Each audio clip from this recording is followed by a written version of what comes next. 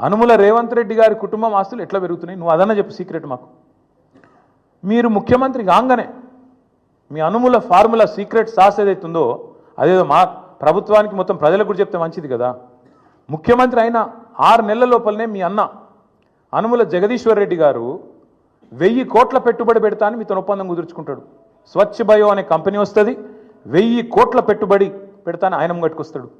మీ అల్లుడు వెంకట నరసింహారెడ్డి అనుకుంటే ఆయన పేరు, ఇంకేదో ఉన్నది పేరు, ఆయన కొన్ని వేల కోట్లతోని ఫార్మా కంపెనీ పెడతా అని చెప్పి లగచర్లకు వస్తాడు. దానికోసం నువ్వు మళ్ళీ అక్కడ మీ కొడంగల్లో రైతుల భూములు గుంజుకుంటావు. ఎక్కడికి వెళ్ళి వచ్చినాయి వేల కోట్లు మీ అన్నకు మీ అల్లుడికి?